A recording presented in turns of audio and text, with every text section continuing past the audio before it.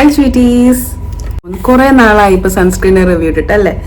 ഞാൻ വളരെ കുറെ നാളായിട്ട് എക്സ്പെരിമെന്റ് ചെയ്തുകൊണ്ടിരുന്ന ഒരു സൺസ്ക്രീൻ ആണ് പോൺസിന്റെ സിറം ബൂസ്റ്റ് സൺസ്ക്രീൻ. ഇതിന് 50 PA+++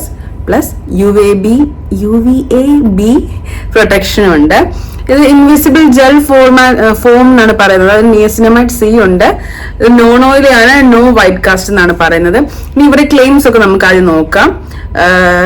ഇത് SPF-ഉം നിയസിനമൈഡ് സിറമും ഉള്ളത് കൊണ്ട് നിങ്ങളുടെ ഡാർക്ക് പാച്ചസും അതുപോലെ ഹൈപ്പർ പിഗ്മെന്റേഷനും ഒക്കെ മാറ്റി ടാനിങ്ങും മാറ്റണം. നോട്ട് ചെയ്യണം കേട്ടോ.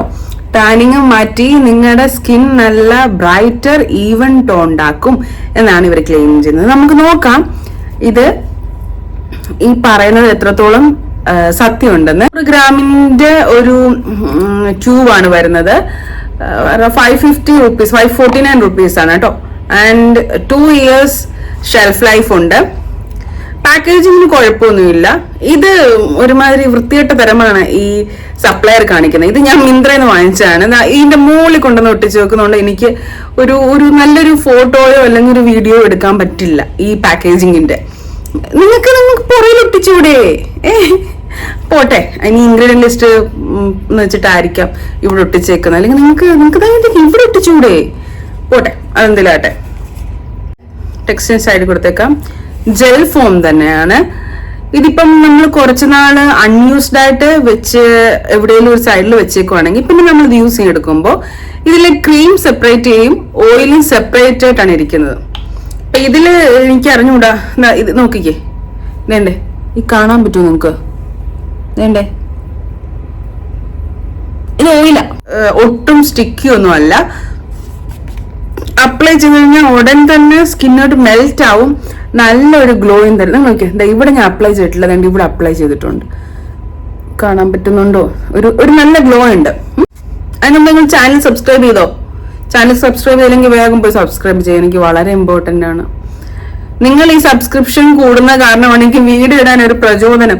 കാരണം കഷ്ടപ്പെട്ട് വീഡിയോ ഇടുമ്പോൾ ആരും കാണാനില്ലെങ്കിൽ ഭയങ്കര സങ്കടമാ. നിങ്ങൾക്ക് പറഞ്ഞാൽ നിങ്ങൾ ഇതിനു വേണ്ടി ഇറങ്ങി തിരിക്കുമ്പോൾ അറിയാം. ഇപ്പം നമുക്ക് ചുറ്റുമുള്ളവർ നമ്മളെ കളിയാക്കുന്നതിനേക്കാളും കൂടുതൽ നമുക്ക് ഫീൽ ആവുക നമ്മൾ ചെയ്ത എഫേർട്ട്, നമ്മൾ എടുക്കുന്ന എഫേർട്ടിന് നമ്മൾ ഹോണസ്റ്റ് ആയിട്ട് ഒരു റിവ്യൂ ഇടുമ്പോൾ ആർക്കും കാണാനില്ല. നിങ്ങൾക്ക് സ്പോൺസേർഡ് വീഡിയോസ് കാണാനും അതുപോലെ ആഡ് വീഡിയോസ് കാണാനൊക്കെ നിങ്ങൾക്ക് താല്പര്യമെങ്കിൽ പിന്നെ കൂടുതൽ ഞാൻ ഇങ്ങനെ ഡോട്ട് ആയിട്ട് ഫേസ് ഫുൾ കവർ ചെയ്യുന്ന രീതിയിൽ ഇതിങ്ങനെ ഇട്ടിട്ട് പിന്നെ ഇങ്ങനെ പാറ്റ് ചെയ്തു. അല്ലെങ്കിൽ ചിലപ്പോൾ അത് ടെക്സ്ചർ അനുസരിച്ച് ചില സൺസ്ക്രീൻ കൊണ്ട് വേഗം തന്നെ വാട്ടർ പോലെ ബേസ്റ്റ് ആയി പോകുന്ന സൺസ്ക്രീൻസ് ഉണ്ട്. അത് ഞാൻ ഇങ്ങനെ ചെയ്യും. ഇതുപോലെ ഓയിൽ ബേസ്ഡ് ആയിട്ടുള്ള സൺസ്ക്രീൻസ് നമ്മൾ ഇങ്ങനെ തേച്ചാലേ പറ്റത്തുള്ളൂ. അപ്പോൾ ഞാനത് അങ്ങനെ അപ്ലൈ ചെയ്യും. ഈശ്വര, കണ്ണിന് ഇവിടെ കൊണ്ടുവന്ന് തേച്ചപ്പോഴത്തേനും കണ്ണിനൊന്ന് വെള്ളം വരുന്ന വെച്ച് കഴിഞ്ഞാൽ ഞാൻ കിടന്ന് കരയുന്ന പോലെ വെള്ളം വരുക. എന്റെ മദറിനെ ചോദിക്കും എന്തോ പറ്റി ഇങ്ങനെ കരയുന്നേന്ന്.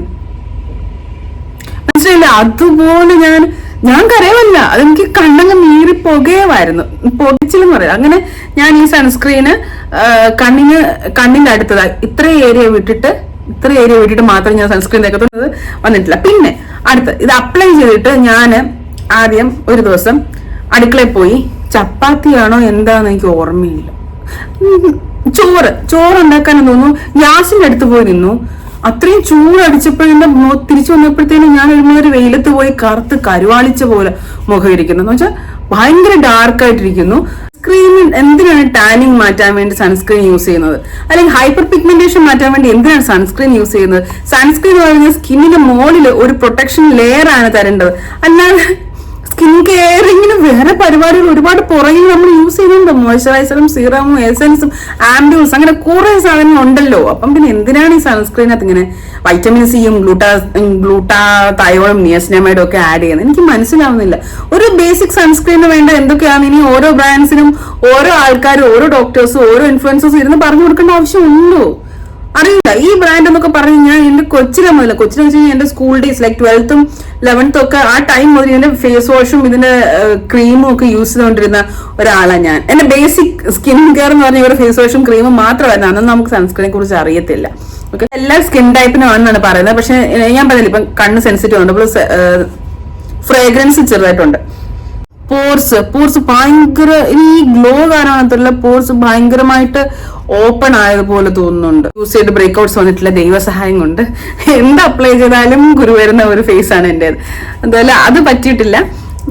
ഒരു കാര്യം പറയാൻ വിട്ടുപോയി, ഇത് അപ്ലൈ ചെയ്തിട്ട് ഇതിന് മുകളിൽ മേക്കപ്പ് അപ്ലൈ ചെയ്ത് കഴിഞ്ഞാൽ പൈലിംഗ് ഒന്നും ഉണ്ടാവാറില്ല കേട്ടോ. വെച്ചിട്ടുണ്ടെങ്കിൽ ഈ മുഖത്ത് ചുരുണ്ട് വരില്ലേ, ആ സംഭവമൊന്നും ഇല്ല. അതിനത് അടിപൊളിയാണ്, അത് പറഞ്ഞേ പറ്റത്തുള്ളൂ. അതുപോലെ ഇത് അപ്ലൈ ചെയ്തിട്ട് സ്കിൻ ഡ്രൈയും പാച്ചിയും ഒന്നും ആകത്തില്ല. ഇതിന് മുകളിൽ മേക്കപ്പ് അപ്ലൈ ചെയ്യാൻ വളരെ നല്ലതാണ്. വെച്ചുകഴിഞ്ഞാൽ നല്ല സ്മൂത്ത് ആയിട്ട് നമ്മുടെ മേക്കപ്പ് അപ്ലൈ ആയിക്കോളും. ഇതിന്റെ കൂടെ ഒരു പോർ മിനിമൈസിംഗ് ആയിട്ടുള്ള ഒരു പ്രൈമറോടെ യൂസ് ചെയ്ത് കഴിഞ്ഞാൽ ക്യാൻവാസ് മേക്കപ്പ് കിട്ടും. ഒട്ടും പാച്ചിയോ ബ്ലോട്ടിയോ ഒന്നും ആവൂല. അപ്പം വീണ്ടും ഒരു വീഡിയോയിൽ കാണുന്നവരെ ബൈ, ടേക്ക് കെയർ.